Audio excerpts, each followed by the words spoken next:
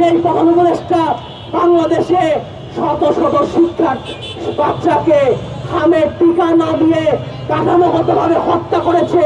সেই হত্যার জন্য এই ডক্টর ইউনূসকে বিচারের আওতায় আনতে হবে। শান্তিতে নোবেল বিজয়ী যারা আমাদের বাংলাদেশে, ডক্টর ইউনূস শান্তিতে নোবেল বিজয়ী, এবং এই বাংলাদেশে বর্তমানে সবচেয়ে বড় অশান্তির কারণ এই ডক্টর ইউনূস। অতএব যারা কথায় কথায় ডক্টর ইউনূসের নোবেল জয়ী লরেট বলে তাকে উচ্চতায় রাখতে চান, তাদেরকে স্পষ্ট হবে আমরা বলতে চাই, আপনারা ইউনূসের দালাল, আপনারা আমেরিকার দালাল। সবচেয়ে বড় কথা, যেই সরকার, যেই উপদেষ্টা কি হয়েছে? মিনিস্টার ফ্রিজ কিনে হাম্বা জিতেছে। মিনিস্টার ফ্রিজ কিনুন, হাম্বা জিতুন। আরো আছে আকর্ষণীয় উপহার।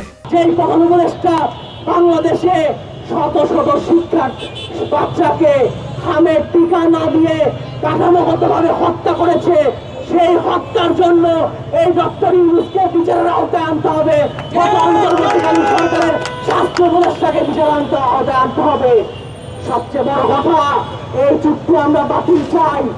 এই চুক্তি আমরা শুধু বাতিল চাই না, এই চুক্তি যে সম্পাদিত করেছে সেই গণবিরোধী সরকারের এই পররাষ্ট্র উপদেষ্টা, বর্তমান সময়ে পররাষ্ট্র মন্ত্রী এবং অন্তর্বর্তীকালীন সরকার, যারা আমেরিকার মারাত্মক পরিমাণের আমেরিকার সুবিধাভোগী এবং আমেরিকার দালাল, সেই ব্যক্তিদের এই চুক্তি বাস্তবায়নের জন্য অবশ্যই বিচারের আওতায় আনতে হবে।